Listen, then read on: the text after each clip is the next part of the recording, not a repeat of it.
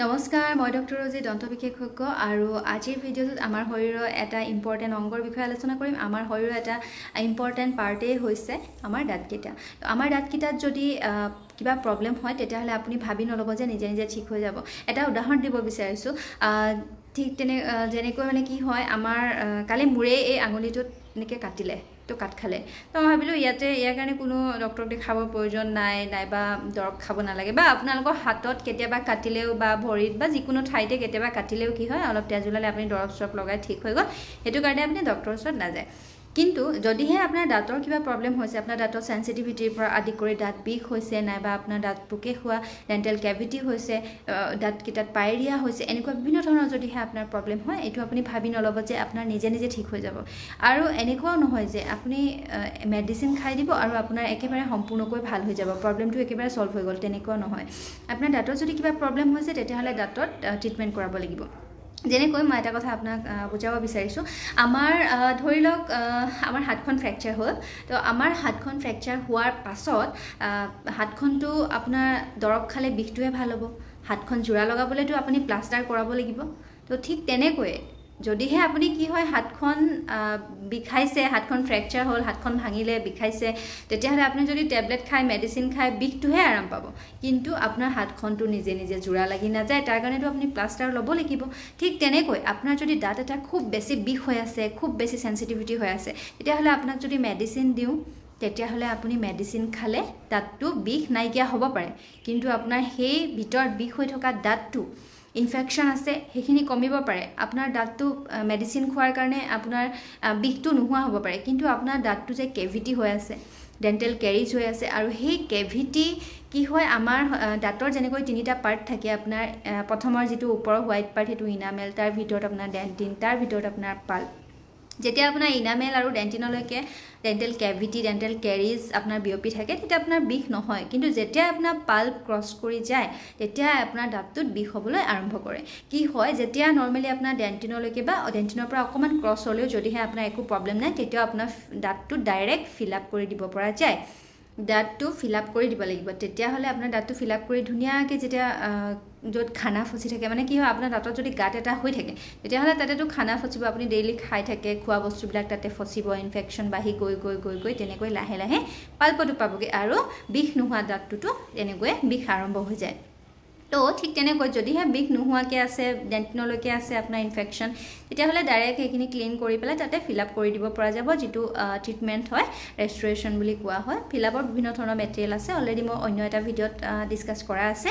তাৰপাছত যদিহে আপোনাৰ পাল্পলৈকে পাইছে আৰু আপোনাৰ দাঁতটো খুব বিষ হৈছে, তেতিয়াহ'লে আপোনাৰ মেডিচিন খালে বিষটোহে ভাল হ'ব, কিন্তু দাঁতটো আপোনাৰ ভাল হৈ নাযায় নহয়। দাঁতটোত আকৌ খানা ফচি থাকিব, ইনফেকশ্যন হৈ থাকিব, আপোনাৰ দৰৱ খাব, কেইদিনমান ভালে থাকিব, আকৌ আপোনাৰ বিষ হ'ব। ঠিক তেনেকৈ কি হ'ব, ৰিপিট হৈ থাকিব যেতিয়ালৈকে আপুনি দাঁতটো ট্ৰিটমেণ্ট নকৰে। কিন্তু যদিহে আপুনি সেই বিষ হোৱা দাঁতটোত RCT এক্সৰে এখন কৰি চোৱা হ'ব, তাৰপাছত যদি পচিবল হয় দাঁতটো যদি বচাব পৰা যায়, বহুত বেছি যদি ইনফেকশ্যন নাই, যদি দাঁতটো টুথ ষ্ট্ৰাকচাৰটো মানে দাঁতটো ভাঙি চিঙি শেষ হৈ যোৱা নাই, তেতিয়াহ'লে দাঁতটো বচাব পৰা যাব। আৰু ৰুট কেনেল ট্ৰিটমেণ্ট, যিটো দাঁতৰ হীৰাৰ ট্ৰিটমেণ্ট বুলি কোৱা হয়, সেই হীৰাৰ ট্ৰিটমেণ্ট কৰা হ'ব। ঠিক তেনেকৈ দাঁতৰ অন্য প্ৰব্লেমবিলাকৰ মানে কি হয়, প্ৰব্লেমবিলাকতো তাৰ চলিউশ্যন আছে, তাৰ ট্ৰিটমেণ্ট কৰিব পৰা যায়। সেই গতিকে আপোনাৰ যদি দাঁতৰ কিবা প্ৰব্লেম হয়, তেতিয়াহ'লে আপুনি এইটো ভাবি নল'ব যে বিষ হৈছিলে, দৰৱ খাই দিলোঁ, ভাল হৈ গ'ল। ঠিক তেনেকৈ ভাবি যেতিয়া আপুনি থাকিব, আকৌ বিষ হ'ব, আকৌ দৰৱ খাব, আকৌ দাঁতটো বেছি বেয়া হৈ গৈ থাকিব। যদি আগতে ভাঙা নাছিলে, এতিয়া ভাঙি গৈ লাষ্টত আপোনাৰ ডক্টৰৰ ওচৰত এনেকুৱা কণ্ডিশ্যনত আহিব, যিটো কণ্ডিশ্যনত আপোনাৰ দাঁতটো বচাব পৰা কোনো ধৰণৰ সুবিধাই নাই, য'ত দাঁতটো উঠাবলগীয়া হয়।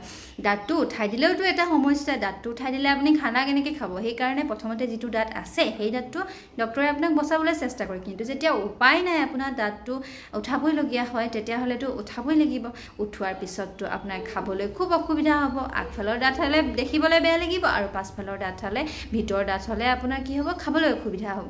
তো আপোনাৰ আকৌ লাগিব নকলি দাঁত লগাও। তো আল্টিমেটলি গৈ পিনে আৰ্টিফিচিয়েল দাঁত লগাব। যদি দাঁত এটা আপোনাৰ নৰ্মেল অকণমান পোকে খাওঁতে, অকণমান ডেণ্টেল কেভিটি হওঁতে যদি আপুনি গম পায়, তেতিয়াহ'লে আপোনাৰ ফিল আপ কৰোঁতে খুব কম খৰচ হ'ব।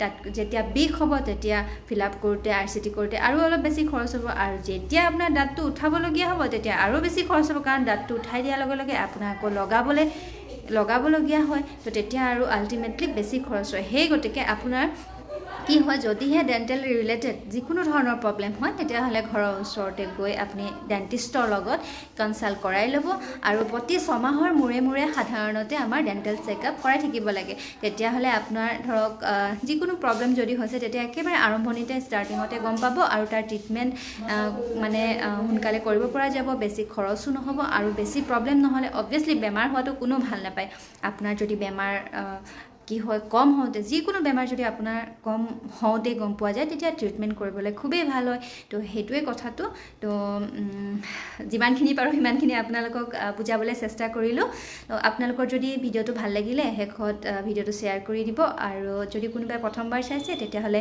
অনুগ্ৰহ কৰি চেনেলটো ছাবস্ক্ৰাইব কৰি ল'ব যাতে মই দিয়া যিবোৰ ভিডিঅ' আছে ভিডিঅ' নটিফিকেশ্যনবিলাক আপুনি আগতীয়াকৈ পাই যায় আৰু আপোনালোকৰ যদি কিবা জানিবলগীয়া বা সুধিবলগীয়া কথা থাকে তেতিয়াহ'লে কমেণ্ট ছেকশ্যনত গৈ কমেণ্ট কৰিব মই যিমান পাৰোঁ আপোনালোকক সিমানখিনি সহায় কৰিবলৈ চেষ্টা কৰিম আৰু অনলাইন যোগেও কনচাল্টেশ্যন কৰিব পাৰে নাইবা আপুনি মোৰ চেম্বাৰতো আহিব পাৰে মোৰ চেম্বাৰ আপোনাৰ বহুতেই সুধি থাকে ক'ত আছে মই অলৰেডি আপোনাৰ লিখিয়ে দিওঁ বাৰু ক'ত আছে চেম্বাৰটো লোকেশ্যনটো চালেই গম পাব লোকেশ্যনত দিয়াই থাকে চেম্বাৰটো ক'ত আছে তথাপিও মই মুখেৰে এবাৰ কৈ দিছোঁ মোৰ চেম্বাৰটো তিলৈ নগৰত আছে মৰাণ ডিব্ৰুগড় ডিষ্ট্ৰিক্ট হয় আৰু অসমতে আছে তো আজিলৈ আহিছোঁ আপোনালোকৰ যদি কিবা কনফিউজন থাকে তেতিয়াহ'লে কণ্টেক্ট কৰিব পাৰে শেষত ভিডিঅ'টো চোৱাৰ বাবে ধন্যবাদ আপোনালোক সুস্থ থাকক সবল থাকক তাৰে কামনাৰে আজিলৈ আহিছোঁ